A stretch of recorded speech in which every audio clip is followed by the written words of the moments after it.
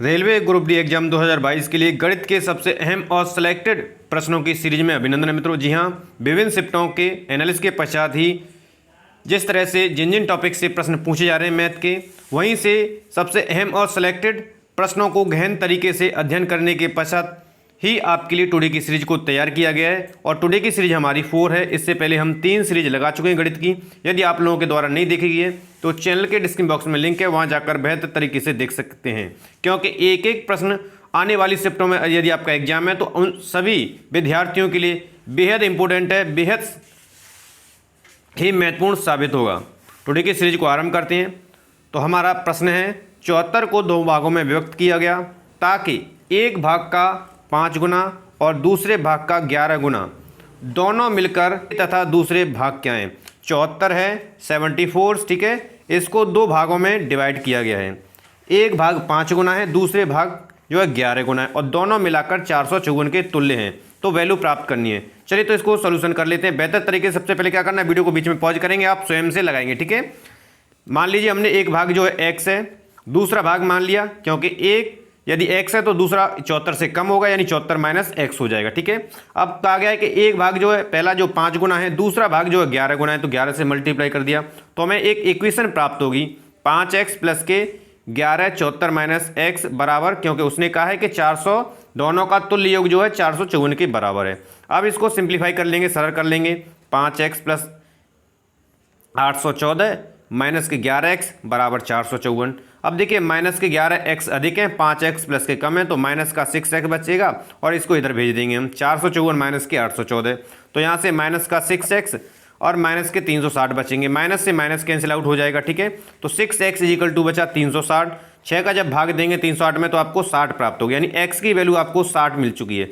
तो पहला भाग 60 हुआ, दूसरा भाग क्या है था आपका 74 माइनस x था, यानी 74 माइनस के 60 बराबर 14, ठीक है। अब देख लेंगे कि पहला भाग x है, दूसरा भाग 14 है।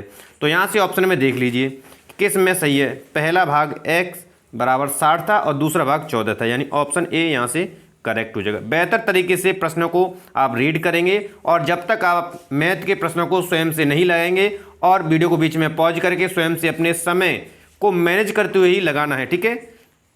क्योंकि टाइम मैनेज सबसे अहम इशू बन रहा है विभिन्न विभिन्न शिफ्टों में, ठीक है, याद रखेंगे। नेक्स्ट प्रश्न आपका दिया हुआ है, काफ़ी लेंथी प्रश्न देखने से लग रहा है आपको, ठीक है। प्रश्न को नोट कर लीजिए और देखिए कि आप कितने समय में इसको बना सकते हैं। तो मैं इसके लिए सबसे अहम और सबसे ज़बरदस्त ट्रिक दूंगा कि आप इसको कुछ ही सेकंड में सॉल्व करेंगे, ठीक है। 999 999 999 999 999 999 कितनी बार है आपका? 6 टाइम में। तो बस 999 कॉमन लीजिए सभी में से और इंटू 6 कर दीजिए। फिर बाकी की जो हमारी फ्रैक्शन की वैल्यू बची है भिन्नात्मक, उसे हम ऐड कर देंगे, ठीक है। ऐड करने पर हमें क्या प्राप्त हुआ? 21/7 हुआ। ये 3 बार कटेगा, इसका मल्टीप्लाई कर देंगे तो ऐड करके हमें क्या प्राप्त होगा? 5997। अब आप देख लीजिए कि किस ऑप्शन में ये वैल्यू दी है, ठीक है।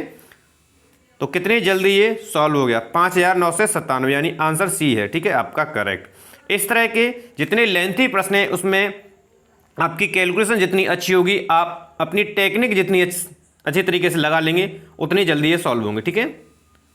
अगला प्रश्न आपका 64x³ भाग 27 a की पावर -3 टोटल की पावर -2/3 है, ठीक है। प्रश्न को देख लीजिए, समझ लीजिए और स्वयं से आप रफ लेकर के बैठिए साथ में और वीडियो को बीच में पॉज करके आप लगाइए कितने समय में इसको सॉल्व कर सकते हैं, ठीक है। चलिए तो हम इसको सॉल्व करते हैं। तो हमने एज इट इज प्रश्न को नोट किया, तो देखिए भाग लगा हुआ तो बट्टे में हमने इसको रख लिया, पावर एज इट इज रख दी। 64x³ बट्टे 27, क्योंकि ये माइनस की पावर ऊपर जाएगी, ठीक है, तो a³ मल्टीप्लाई कर दिया हमने, यानी कि 64x³ बट्टे 27 इंटू a³ और इन सब की पावर -2/3 है।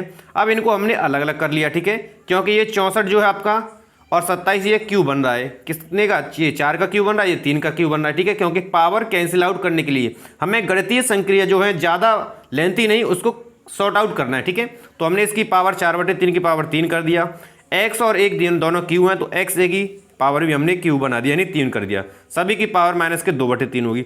अब इन दोनों को अलग अलग कर लेंगे। 4/3 की पावर 3 इंटू 2/3 कर दिया। इसी प्रकार x a की पावर 3 इंटू -2/3, 3 से 3 कैंसिल हो जाएगा, 3 से 3 ये कैंसिल हो जाएगा, तो यहाँ से 4/3 की पावर -2। इसी प्रकार x a की पावर -2 बची, ठीक है। अब हम इसको सॉल्व कर लेंगे। क्योंकि माइनस की पावर है इसलिए इसके अंश और हर चेंज हो जाएंगे दोनों ही के, ठीक है। तो यहाँ से 3/4 का स्क्वायर हो जाएगा और ये 1/x a का स्क्वायर हो जाएगा। 3 का स्क्वायर होता है 9, 4 का स्क्वायर होता है 16 और इनका स्क्वायर हो जाएगा x² a²। तो हमें यहाँ से क्या प्राप्त हुआ, हमें 9/16 x² a²। अब आप देख लीजिए, ठीक है, ऑप्शन किस में ये आंसर है, थोड़े ही समय में आप कर पाएंगे, ठीक है। तो यहाँ से जो राइट आंसर है वो आपका ऑप्शन ए है और यहाँ से करेक्ट आंसर ऑप्शन ए हो जाएगा, ठीक है। वीडियो को बीच में पॉज करके स्वयं से अवश्य लगाएंगे आप प्रश्नों को, कितनी जल्दी आप लगा सकते हैं। एक दिन का कितना प्रतिशत 4 घंटे व 30 मिनट होता है, एक दिन का, क्योंकि जिस तरह के प्रश्न बन रहे हैं उसी तरह के प्रश्नों का यहाँ पर संकलन किया हुआ है। और आने वाली शिफ्टों में यदि आपका एग्जाम है तो निश्चित रूप से श्योर हो जाइए कि आने वाली शिफ्टों में आपके यहाँ से प्रश्न बनने ही बनने हैं, ठीक है। तो प्रश्न को रीड किया और आप स्वयं से लगाइए कितने समय में करेंगे। तो सॉल्व करते हैं हम। मान लिया कि एक दिन का जो परसेंटेज है या प्रतिशत है वो x है, इसी प्रकार 4 घंटे 30 मिनट का क्या हो जाएगा भाई, ठीक है। तो 4 घंटे 30 मिनट को हम चेंज कर लेंगे, 4 से ही 1/2 बन जाएगा, ठीक है, घंटे बन जाएगा। और एक दिन बराबर होते हैं 24 घंटे, ठीक है। तो 24 × x/100 बराबर 4 से ही 1/2। सॉर्ट आउट करेंगे इनको कैलकुलेशन के माध्यम से तो ये आपस में कैंसिल आउट हो जाएंगे और हमारे पास जो राशि बचेगी वो 150/8 बचेगी। जब हम इसको भाग देंगे, सॉल्व करेंगे तो 18 से ही 3/4% इसकी वैल्यू आएगी, ठीक है। तो यहाँ से 18 से ही आप देख लेंगे 3/4% आपके ऑप्शन ए में, तो आपका ऑप्शन ए यहाँ से करेक्ट हो जाएगा, ठीक है। एक एक प्रश्न आने वाली शिफ्टों में आपके लिए मील का पत्थर साबित होगा। तो कंप्लीट वीडियो को देखें और कंप्लीट ही प्रश्नों को आप लगाएं। नेक्स्ट है आपका 878 रुपये में किसी वस्तु को बेचने पर हुआ लाभ उसी वस्तु को 636 में बेचने पर हुई हानि के बराबर है। यानी 878 रुपये में यदि कोई वस्तु बेची गई है तो उस पर जो लाभ हुआ है वही उस वस्तु को 636 पर बेचने पर वो हानि के बराबर है, इक्वल है वो। तो वस्तु की लागत मूल्य क्या होगी। जब इस तरह की ये सिचुएशन बने तो मैं आपको ट्रिक देता हूँ यहाँ से कि आपको क्या करना है कि दोनों को ऐड कर दीजिए, ठीक है, बट्टे 2 का भाग दीजिए। 878 प्लस के आपके 636 भाग 2 का भाग दे देंगे तो यहाँ से आपको कैलकुलेशन करने के पश्चात जब आपको सॉल्व करेंगे तो 757 रुपये आएंगे, ठीक है। एक बार देख लीजिए इसको। तो यहाँ से आप समझ चुके हैं कि ये ट्रिक है, लागत मूल्य ज्ञात करने के लिए दोनों को ऐड किया और 2 का भाग दे दिया तो आपको 757 प्राप्त हुए और 757 जो है आपकी ऑप्शन डी में है। तो यहाँ से आंसर भी डी ही करेक्ट हो जाएगा, ठीक है। प्रश्न को और उसकी लैंग्वेज को समझते हुए सॉल्व ही कर पाएंगे, क्योंकि जब तक प्रश्न की लैंग्वेज को नहीं समझ पाएंगे सॉल्व नहीं कर पाएंगे आप, ठीक है, किसी भी प्रश्न को, चाहे मैथ से हो या अन्य किसी विषय से हो, ठीक है। नेक्स्ट है 8 पुरुषों का औसत भार 1.5 किलोग्राम बढ़ जाता है जब एक नया पुरुष 65 किलोग्राम भार वाले व्यक्ति के स्थान पर आ जाता है। यानी 65 किलोग्राम भार वाला व्यक्ति चला जाता है, उसके स्थान पर कोई नया व्यक्ति आ जाता है, ठीक है। तब 8 पुरुषों में जो है औसत भार 1.5 किलोग्राम बढ़ जाता है, ठीक है। तो नए व्यक्ति का भार आपको बताना है।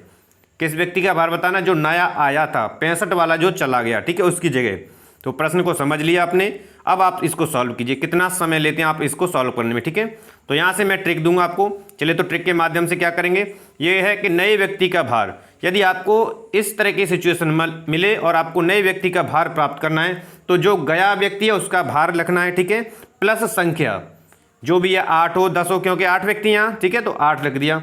और जो भी वृद्धि हुई है उसमें, ठीक है, जो भी वृद्धि हुई है उसके भार में, तो 65 + 8 × 1.5 kg की वृद्धि हुई थी। 15 × 120 यानी कि 12 हो जाएगा। तो 65 + 12 यानी कि 77 kg का था जो व्यक्ति नया आया था। ऑप्शन में देख लेंगे 77 kg कहाँ पर है, वो ऑप्शन डी में है, तो यहाँ से डी करेक्ट हो जाएगा, ठीक है। इस तरह प्रश्न को समझते हुए आप सॉल्व करेंगे। अगला प्रश्न आपके लिए नेक्स्ट है 3 घंटे 1 दिन का सरलतम रूप क्या होगा। 3 घंटे 1 दिन का सरलतम रूप, जिस तरह के प्रश्न बन रहे हैं उन सभी तरह के प्रश्नों को संकलित करके रखा गया है प्रत्येक सीरीज में, ठीक है। तो यहाँ से ध्यान रखना है कि 3 घंटे 3 आवर्स और 1 दिन में कितने घंटे होते हैं आपके 24, ठीक है। तो 3 × 1 = 3, 3 × 8 = 24, तो 1:8 आपको प्राप्त होगा। अब आप देख लीजिए 1:8 आपका सी में है, तो सी यहाँ से करेक्ट हो जाएगा, ठीक है। इस तरह प्रश्न को समझते हुए चलेंगे। तो यहाँ से देख लीजिए यही सॉल्यूशन है आपका। अगला प्रश्न है 10 आदमी मिलकर एक दीवार का निर्माण 8 दिन में पूर्ण करते हैं। 10 आदमी एक दीवार को 8 दिन में बनाते हैं, ठीक है। यही कार्य आधे दिन में पूर्ण करना है भाई, ठीक है।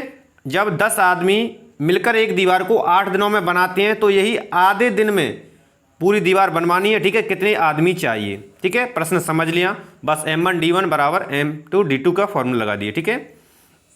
तो यहाँ से लगा देंगे हम, ट्रिक याद है ना बिल्कुल से। तो 10 × 8 बराबर M2 × 1/2, ठीक है, उसमें कहा गया है। तो M2 बराबर क्या हो जाएगा, 10 × 8 × 2 बराबर 160 आदमी उस दीवार को जो है आधे दिन में बना देंगे, ठीक है। तो 160 आपके किस ऑप्शन में, ऑप्शन डी में है, तो यहाँ से डी करेक्ट हो जाएगा, ठीक है। अगला प्रश्न आपके लिए, शरद किसी दूरी की आदि को 4 किलोमीटर की गति से प्रति घंटा की गति से व शेष आदि को 5 किलोमीटर प्रति घंटा की गति से पूरा करता है। कोई डिस्टेंस है, ठीक है, जो शरद है वो दूरी को, आधी दूरी तो 4 किलोमीटर प्रति घंटा की रफ्तार से वो है, उसको पूरी करता है यानी चलता है, और जो बची हुई है आधी उसको 5 किलोमीटर प्रति घंटा की तरह से वो पूरा करता है। तो उसे कुल मिलाकर 42 मिनट लग गई उस दूरी को पूरी करने में, 4 प्रति घंटे से और 5 किलोमीटर प्रति घंटे से, ठीक है।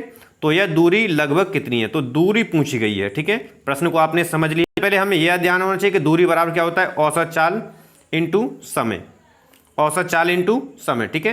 तो औसत चाल कैसे याद करेंगे, 2 × 4 × 5 बट्टे 4 प्लस के 5, ठीक है, इंटू 42 मिनट उसको पूरी दूरी को तय करने में लगा बट्टे 60, क्योंकि हम इसको चेंज करेंगे तो यहाँ से कैंसिल आउट करेंगे, सॉर्ट आउट करेंगे तो आपको आएगा 28/9 यानी कि 3.11 किलोमीटर, लगभग 3 किलोमीटर के करीब, ठीक है। तो यहाँ से जो आंसर हो जाएगा वो ऑप्शन 3 किलोमीटर यानी कि डी करेक्ट हो जाएगा, ठीक है। अगला प्रश्न आपका, 270 मीटर लंबी एक रेलगाड़ी 25 किलोमीटर प्रति घंटे की गति से चल रही है, वह विपरीत दिशा में 2 किलोमीटर प्रति घंटे की गति से आ रहे व्यक्ति को कितनी देर में पार करेगी। एक रेलगाड़ी है, 270 मीटर लंबी है, उसकी रेलगाड़ी की लंबाई दी हुई है और उसकी रफ्तार दी हुई है 25 किलोमीटर प्रति घंटे की गति से यानी कि चल रही है, और उसी के जस्ट ठीक विपरीत दिशा में 2 किलोमीटर प्रति घंटा की तरफ से एक व्यक्ति आ रहा है, तो उस व्यक्ति को पार करने में कितना समय लगेगा। प्रश्न समझ लिया तो आप बिल्कुल से इसको सॉर्ट आउट कर सकते हैं, ठीक है। चलिए तो इसको सॉल्व करते हैं।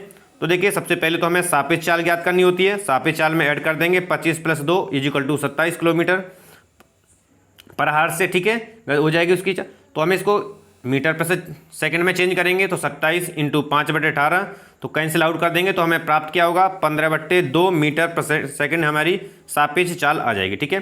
तो व्यक्ति को पार करने में लगा समय, तो इसके लिए ट्रिक याद है ना कि दूरी बटे सापेक्ष चाल, ठीक है, दूरी बटे सापेक्ष चाल। दूरी उसने कितनी की तय की थी, यानी कि ट्रेन की लंबाई कितनी थी वही डिस्टेंस हो जाएगा, 270/15/2, तो कैंसिल आउट करेंगे, मल्टीप्लाई करेंगे आपस में, ठीक है।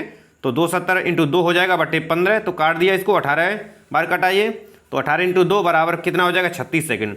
यानी उस व्यक्ति को पार करने में समय जो लगेगा ट्रेन को वो 36 सेकंड लगेगा, जो कि ऑप्शन ए में है, ठीक है। यहाँ से ऑप्शन ए करेक्ट हो जाएगा। तो ये थे मित्रों टुडे के सबसे अहम और टॉप सेलेक्टेड इंपोर्टेंट आने वाली शिफ्टों में बनने वाले प्रश्न। आशा करते हैं टुडे की सीरीज आपको पसंद आई है। सीरीज पसंद आई तो मोर देन लाइक और शेयर करेंगे। मिलते हैं हम नेक्स्ट वीडियो के साथ, तब तक आप सभी को नमस्कार।